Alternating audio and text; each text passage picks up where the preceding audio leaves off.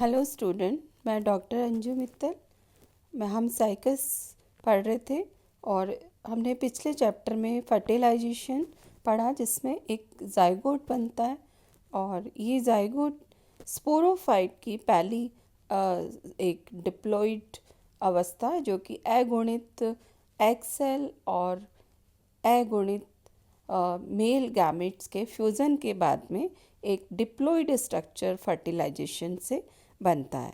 Pollen tube के through यहाँ पर मेल गैमेट का मूवमेंट होता है साइफनोगैमी पैटर्न से, और ये यहाँ पर आर्किगोनियन चैम्बर में पॉलन ट्यूब ये ब्रेक हो जाती है जिससे मेल गैमेट यहाँ पे रिलीज़ हो जाते हैं और ये वेंटर केनाल के थ्रू एग सेल के पास में पहुँचते हैं।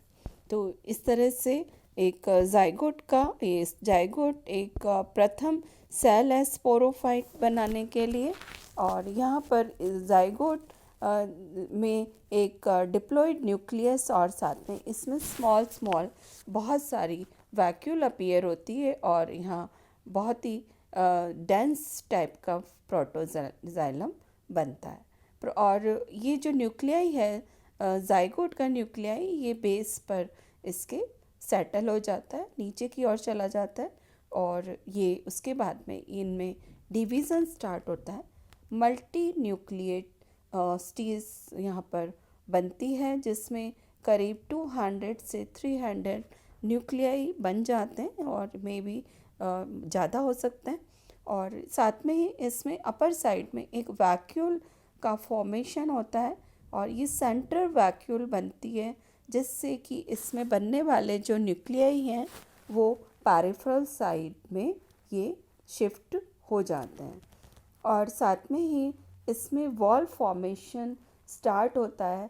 तो ये पैरिफेरल टू सेंटर की ओर इनके अंदर स्टार्ट होता है। तो ये एक तरह से सेंट्रीपीटल जिसे हम कहेंगे। और साथ में इसमें पूरा ये सेलुलर जो स्ट्रक्चर बन गया है ये इसको डिफाइन नहीं कर सकते, इसे प्रो एम्ब्रियो या एम्ब्रियोनल मास कहा जाता है। जो ये सेलुलर स्ट्रक्चर बन गया है अनडिफरेंशिएटेड स्ट्रक्चर, और ये जो अनडिफरेंशिएटेड सेलुलर स्ट्रक्चर है या जाइगोट से पूरा एक एम्ब्रियो का फॉर्मेशन नहीं होता बल्कि इसका कुछ पोर्शन ही एम्ब्रियो बनाता है। इस कंडीशन को हम कहेंगे मीरोब्लास्टिक इस कंडीशन को कहा गया। और साथ में इसमें अब जो स्ट्रक्चर है इसमें इलॉन्गेशन शुरू होता है लोअर बेसल पोर्शन से, जहाँ पर ये सस्पेंसर सेल का फॉर्मेशन होता है। अपर कुछ पार्ट है जो कि जिसमें सेल वॉल का फॉर्मेशन नहीं हुआ है। साथ में सेंटर वैक्यूल जो है कुछ मात्रा में फ्री न्यूक्लियाई भी यहाँ पर प्रेजेंट है। और लोअर पोर्शन जो कि एम्ब्रियोनल पार्ट बनाएगा नीचे का बेस का सेलुलर पार्ट, और सेंटर जिसमें इलोंगेटेड सेल है as a spring like structure ये यहाँ से डेवलप हो रहा है। और अपर साइड ये हॉस्टोरियल। तो हम इसके एम्ब्रियो को 3 पार्ट्स में डिवाइड कर सकते हैं। Upper part, haustorial part, centre part, suspensor, और नीचे का है ये जिससे कि एम्ब्रियो बनेगा, ये एम्ब्रियोनल पार्ट है। तो एम्ब्रियो को 3 पार्ट्स में डिवाइड किया है। और ये हॉस्टोरियल का पार्ट का जिसमें ये डेवलपिंग एम्ब्रियो के लिए सक करने का काम करता है। ये गैमेटोफाइट से ये न्यूट्रिशन को ऑब्जॉर्व करता है और ये एम्ब्रियो को प्रोवाइड करता है। सस्पेंसर सेल जो लंबी इलोंगेटेड सेल है और ये एज अ स्प्रिंग लाइक काम करती हैं और जिससे एक इनमें संकुचन और ये एकदम से संकुचन से ये जैसे ही इनमें संकुचन जो खुलता है और ये नीचे की ओर एम्ब्रियो को इसमें गैमेटोफाइट के अंदर नीचे की ओर धकेलती है जिससे कि एम्ब्रियो है वो न्यूट्रिटिव टिश्यू के अंदर रहे और इस तरह से ये उसको हेल्प करती है न्यूट्रिशन को तक पहुंचाने के लिए, और अब्जॉर्प्शन का काम है वो हॉस्टोरियल करता है। इस तरह से जो हॉस्टोरियल है वो अपर माइक्रोपाइल और एंडोस्पर्म के एंड पर ये इसके साथ कांटेक्ट में रहता है, और ये फूड को ऑब्जॉर्व करता है एम्ब्रियो के लिए फ्री न्यूक्लियर टिश्यू के हेल्प से। और साथ में ही ये जो कंप्लीट डेवलपमेंट हो जाता है जब एम्ब्रियो का 1 साल के अंदर इसमें होता है, और ये सीड से ही ये अटैच रहता है। जब तक इसका डेवलपमेंट जो टाइम है करीब 1 साल लेता है इस पूरे साइकिल में। और ये मैच्योर्ड जो एम्ब्रियो है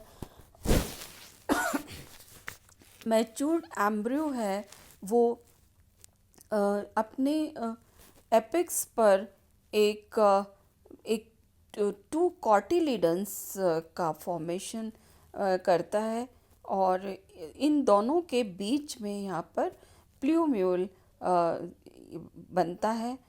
और साथ में ये जो प्ल्यूम्यूल है और इसके दोनों के बीच में कॉटिलिडन्स के बीच के अंदर यहाँ पर प्ल्यूमेल बनता है, जिससे कि स्टेम बनेगा। और रेडिकल है वो इसके बेसल पार्ट, हाइपोकॉटाइल के बेसल पार्ट पर ये लगा हुआ है। साथ में इसके अंदर एक सस्पेंसर जो है वो माइक्रोराइजा के एंड की साइड में ये लगा हुआ है। तो 2 कॉटिलिडन्स और हाइपोकॉटाइल पार्ट जो रेडिकल के और कॉटिलिडन्स के बीच का जो पार्ट है, और 2 कॉटिलिडन्स, और इसको जो कवर किए हुए हैं बाहर की इंटीग्यूमेंट जिसकी 3 लेयर्स हैं, और मिडिल स्टोनी और आउटर और इनर फ्लैशी लेयर, और साथ में ही एक पतली सी जो भित्ति है वो न्यूसालस का पार्ट है, और बीच का जो पार्ट है वो फ्लैशी पार्ट ये एंडोस्पर्म होता है। एक मैच्योर जो एम्ब्रियो है वो एक स्ट्रेट है, जिसमें स्ट्रेट अवस्था में है, जिसमें नीचे कैलाइजल एंड के नीचे की ओर स्टॉक और माइक्रोपाइल एंड सबसे अपर पार्ट में। तो जो एम्ब्रियो है वो स्ट्रेट पोजीशन पर है। तो ये इसमें जो चेंजेस आते हैं ओव्यूल में, ओव्यूल से सीड बनने के समय, और क्या चेंजेस आते हैं यहाँ पे, फ्लैशी जो आउटर सार्कोटेस्टा वो फ्लैशी रहता है, और ये कलर में ग्रीन से रेड कलर और ऑरेंज कलर के अंदर ये कन्वर्ट हो जाता है, और ये सीड का ये टेस्टा पार्ट बनाता है। ये पार्ट बनाता है, ये टेस्टा बनाता है, इसका आउटर फ्लैशी ये इंटीग्यूमेंट है वो बनाता है इसका पार्ट। और साथ में सेकंड उसमें मिडिल जो स्टोनी लेयर है स्क्लेरोटेस्टा, ये येलो, लाइट येलो कलर का होता है, ये हार्ड हो जाता है, और ये इसके टेस्टा का इनर पोर्शन का फॉर्मेशन करता है। तो टेस्टा बनाता है ये इंटीग्यूमेंट, और जो इनर है सार्कोटेस्टा, ये भी इसके फीमेल गैमेटोफाइट से ये जनरली अब्जॉर्ब किया जाता है, as a dry papery layer के रूप में ये रह जाती है। और माइक्रो पाइल है वो एक स्मॉल अपर्चर के रूप में टॉप पे सीट पे बना हुआ रहता है। और न्यूसालस है वो कम्प्लीटली ऑब्जॉर्व कर लिया जाता है, यूज़ कर लिया जाता है डेवलपिंग एम्ब्रियो के थ्रू। तो ये टेस्टस से ही अटैच्ड अगर कुछ प्रेजेंट है तो वहाँ पर ये एज ए कुछ उसमें रहता है। और एंडोस्पर्म है ये इसके फ्लैशी और ये उसके एम्ब्रियो के सराउंडिंग में ही प्रेजेंट रहता है। और सेंटर के अंदर सीड जो है एक लार्ज इलोंगेटेड एम्ब्रियो के यहाँ पे प्रेजेंट है, और ये साइकस में स्ट्रेट है और अटैच रहता है एक लॉन्ग कॉइल सस्पेंसर से, ये अटैच है। और एक शॉर्ट एक्सिस जिसे हाइपोकोटाइल कहते हैं, ये एंड ऑफ एक्सिस पर रेडिकल और दूसरे एंड पर प्लूम्यूल इसके प्रेजेंट है। और रेडिकल जो है वो कॉलराइजर से कवर्ड किया हुआ है। एम्ब्रियो में 2 से 3 अनइक्वल कॉटिलीडन्स यहाँ पर प्रेजेंट है। और टेस्टा और न्यूसैलस ये ओल्ड स्पोरोफाइट के पोर्शन को रिप्रेजेंट करते हैं, और एंडोस्पर्म है ये फीमेल गैमेटोफाइट को रिप्रेजेंट करता है। एम्ब्रियो न्यू स्पोरोफाइट को रिप्रेजेंट करता है।